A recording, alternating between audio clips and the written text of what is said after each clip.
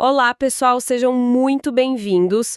Hoje a gente vai mergulhar numa fonte que é, assim, minimalista, mas ao mesmo tempo muito, muito provocadora.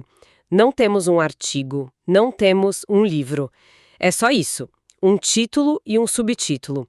A fonte é Debaixo do quê? A condição espiritual da humanidade ao longo da história bíblica. Então, nossa missão aqui é tentar desvendar o que essa pergunta, que é tão direta, quase abrupta, o que ela realmente sugere, né? É um convite para a gente usar uma única questão como se fosse uma chave mestra para explorar uma narrativa gigantesca. Então, vamos lá, Sam. E o que eu acho fascinante aqui é a própria ferramenta que a fonte propõe. Sabe, em vez de começar com, sei lá, afirmações teológicas super complexas, o autor entrega uma pergunta simples, quase infantil.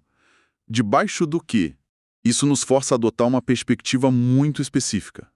A de que a humanidade, em qualquer ponto da história, está sempre posicionada sob a influência de alguma força, de algum sistema, de alguma autoridade. Exato. E a fonte nos convida a usar essa lente para mapear as mudanças na condição humana, conforme a narrativa bíblica vai se desenrolando. Perfeito. É como receber um mapa, só que em vez de nomes de lugares, ele só tem uma pergunta que a gente precisa responder em cada ponto da jornada, e o subtítulo, ao longo da história bíblica, já nos dá a rota. Então, nossa tarefa é seguir essa rota e, em cada parada importante, tentar responder. Na visão dessa narrativa, a humanidade estava debaixo do quê? Mas antes da gente começar essa viagem, vamos focar um pouquinho na pergunta em si. A escolha das palavras é muito deliberada. Debaixo do quê tem uma força coloquial, é visceral, não é uma pergunta polida tipo sob qual soberania teológica a humanidade se encontra. A palavra debaixo sugere peso, sabe? Pressão, uma força que afeta a gente de cima para baixo. Precisamente. Essa preposição, debaixo, ela é crucial. Não é ao lado de quê ou dentro de quê. Debaixo implica uma hierarquia, uma relação de poder ou, no mínimo, uma condição que exerce uma influência constante. A genialidade da fonte está aí, em afirmar desde o início que a condição humana nunca é neutra. Ela está sempre sendo moldada por algo maior. A pergunta nos obriga a nomear essa força. E é aqui que a coisa fica interessante de verdade. Porque isso transforma a leitura de um texto antigo numa espécie de investigação, um diagnóstico. A gente não está só lendo histórias, a gente está tentando identificar a condição atmosférica de cada período. Então, vamos começar pelo ponto zero dessa narrativa, o Jardim do Éden. Como a nossa pergunta se aplica nesse cenário inicial? Bom, no cenário do Éden, a narrativa descreve um estado que a gente poderia chamar de comunhão direta. A resposta à pergunta seria: a humanidade estava debaixo da presença de Deus. E é importante entender o que isso significa. Não se trata de estar sob um conjunto de regras de leis. A relação não era mediada por um código, mas pela própria presença. Pelo relacionamento em si. Exato. Seria uma condição de inocência, de dependência, onde a orientação vinha da interação direta, não de um texto. Psicologicamente, é uma existência sem vergonha, sem aquela autoconsciência ansiosa. Uma soberania relacional e não legal, então. A lei, por assim dizer, era a própria natureza do relacionamento. Mas essa condição, como a narrativa deixa bem claro, não é permanente.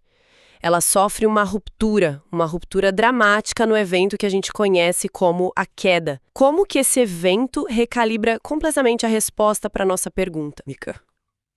Se antes a humanidade estava debaixo da presença, depois da queda, a nova condição é estar debaixo do pecado. E aqui é fundamental entender, nessa narrativa, o pecado não é só um ato isolado de desobediência. Ele é apresentado como um princípio, uma força autônoma. Quase como uma lei da física. Perfeito.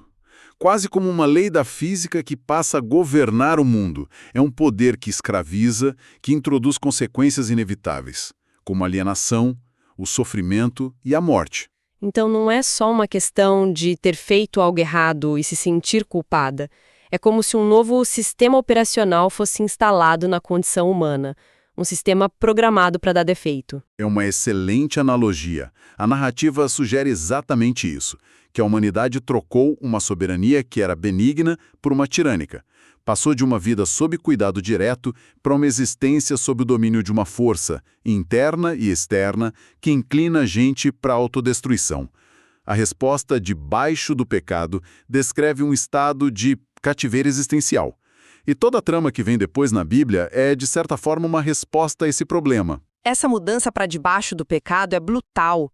Cria um problema existencial muito profundo. E a narrativa não deixa esse problema sem resposta, certo? Ela propõe uma espécie de estrutura para gerenciar essa nova realidade caótica.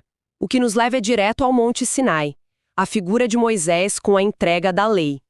Isso estabelece uma nova condição. Sim, e uma condição extremamente complexa. Com a entrega da lei a Israel, surge uma nova resposta: estar debaixo da lei. Para o povo de Israel, a lei era um sistema que organizava a vida religiosa, civil, moral, tudo. Por um lado, era uma estrutura divina para trazer ordem ao caos do pecado. Ela revelava o caráter de Deus, estabelecia justiça. Entendi. Mas eu entendo a parte da condenação que geralmente associam à lei. Mas isso não só um pouco negativo demais? Para o povo da época, a lei não era também uma fonte de orgulho? Um presente que os diferenciava das outras nações? Tinha uma beleza nela ou era só um fardo? Essa é uma observação crucial. Crucial. E que adiciona nuance que a gente precisa, com certeza. Estar debaixo da lei não era só uma condição de débito espiritual. Para o povo de Israel, a lei era um pilar de identidade nacional, de coesão social, era o que definia eles como um povo separado, com um propósito único. Havia um senso profundo de privilégio, de orgulho em ter a lei.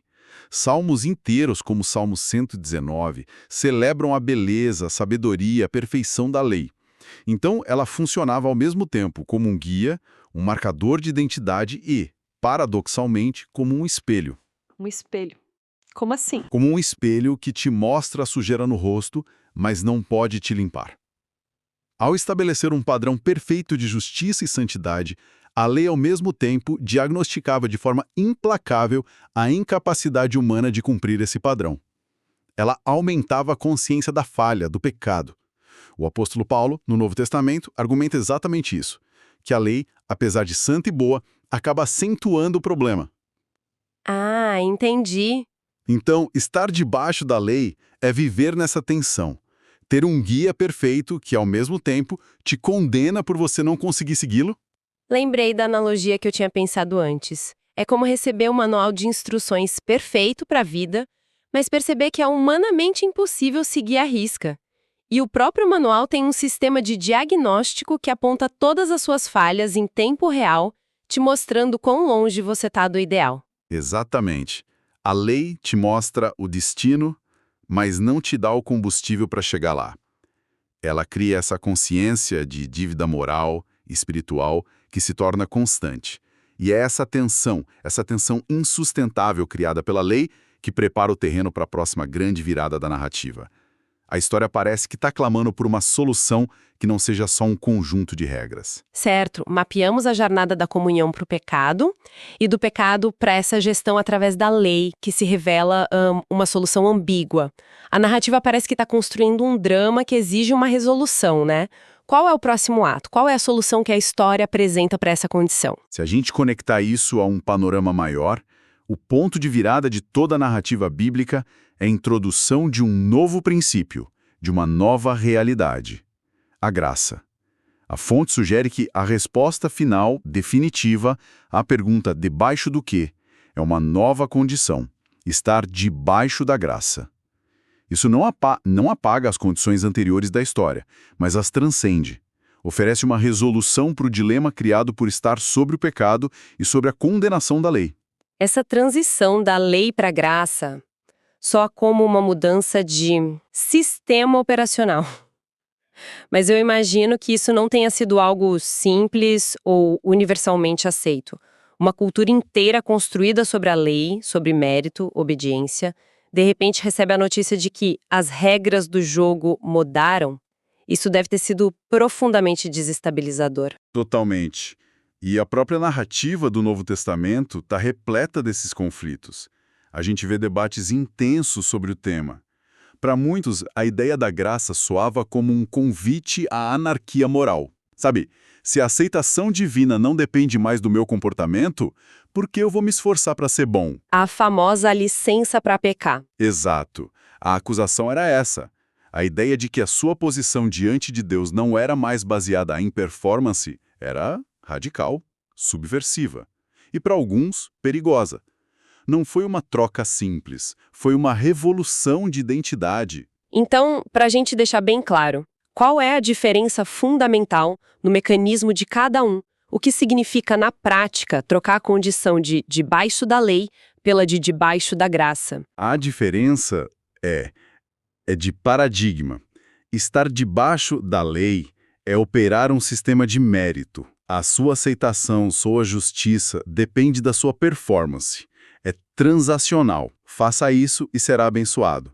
Fale e sofra a consequência. A relação com o divino é baseada no que você faz. A pergunta que define essa condição é: eu cumpri o suficiente? Entendi. Já a condição debaixo da graça opera num sistema de dádiva, de presente. A aceitação e a justiça não são conquistadas pela performance, mas recebidas como um presente que você não merecia, baseado no que Cristo fez, segundo a teologia cristã. Ou seja, o eixo da relação com o divino se desloca completamente. Sai de uma base de o que eu faço para uma base de o que foi feito por mim. Exatamente, e isso muda tudo psicologicamente. Sob a lei, a motivação para a obediência, muitas vezes, é o medo da punição ou o desejo de recompensa. É um esforço constante para atingir um padrão. Sob a graça, a motivação para a obediência é idealmente a gratidão. Não se obedece para ser aceito, mas porque já se foi aceito. Que diferença? A primeira condição pode gerar orgulho ou desespero, dependendo do seu sucesso. A segunda foi projetada para gerar humildade e segurança. É uma mudança fundamental. Fantástico. Então, essa fonte, com sua pergunta tão despretensiosa, permitiu que a gente visse a narrativa bíblica não como uma coleção de histórias e regras desconexas, mas como uma progressão. Uma progressão dramática de estados existenciais. Começa na comunhão, mergulha no cativeiro do pecado, passa pela experiência complexa da lei e finalmente aponta para a possibilidade da graça. Uma resposta em constante evolução à pergunta central: debaixo do quê? Recapitulando o que a gente viu, ao desvendar essa fonte que era só um título, percebemos como a pergunta debaixo do que funciona como uma chave analítica poderosa. Ela destravou as diferentes fases da jornada espiritual da humanidade descrita na Bíblia, mapeando as soberanias, as realidades que moldaram essa condição ao longo do tempo, da presença ao pecado, à lei e à graça. Para mim, o mais impressionante é a elegância do método. Como uma estrutura tão simples, uma pergunta e um subtítulo pode organizar um pensamento tão vasto, tão complexo. Isso nos mostra que, pelo menos dentro dessa narrativa, a condição humana é fundamentalmente dinâmica. Ela é definida por aquilo a que se submete ou sobre o que se encontra. A resposta a essa pergunta define não só a teologia de uma pessoa, mas sua identidade, seu destino e sua experiência de vida. E isso deixa a gente com um pensamento final. Uma provocação para reflexão. A fonte, de forma muito precisa, limita a análise dela ao longo da história bíblica. Mas e se a gente pegasse essa mesma ferramenta, essa mesma lente investigativa e apontasse para o nosso tempo? Para a condição humana hoje, qual seria a resposta? Individualmente e, talvez mais importante, coletivamente. Debaixo do que nós estamos agora?